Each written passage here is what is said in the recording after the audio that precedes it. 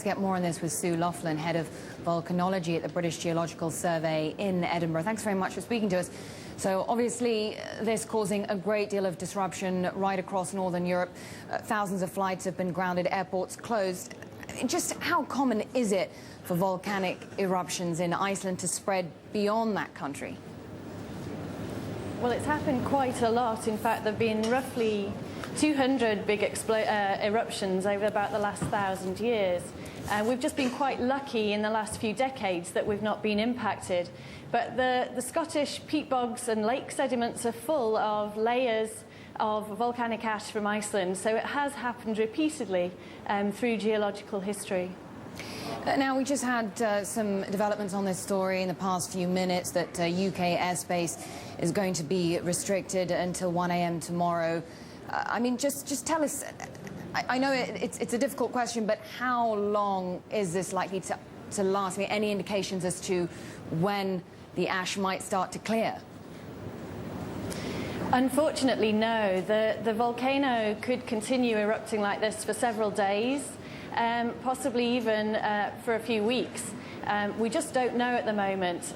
When people talk about the eruption lasting for 2 years, they don't mean that it's going to be like this for 2 years. It would be very much up and down, waxing and waning. Unfortunately, we're very dependent on the wind direction, and currently that's very unfavourable for the UK. But if the wind direction shifts, then that would certainly open up some more spaces in the and allow some flights to keep going. So we're pretty dependent at the moment on the wind direction. And I mean, do you expect much of an improvement in weather conditions anytime soon? Well, there have been forecasts from Iceland recently that the wind is going to shift.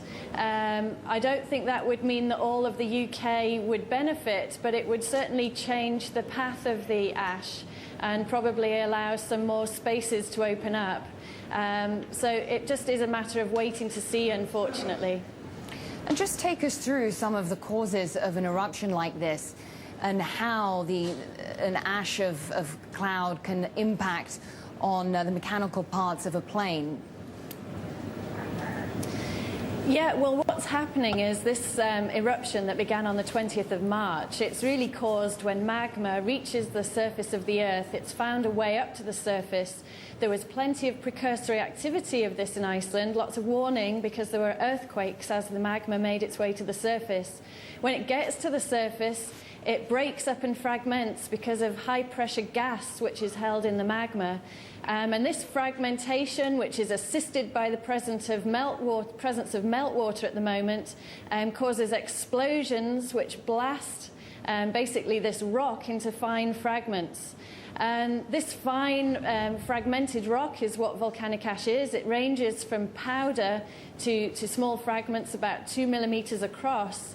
The heavier stuff, the bigger fragments, tend to fall out quite quickly in Iceland, and the very fine material drifts along in air currents, particularly at high altitudes. Oh. And this fine material is often made up of glass, and what can happen is when it gets in a very high temperature jet engine, it can melt and then congeal around the engines, causing them to stop.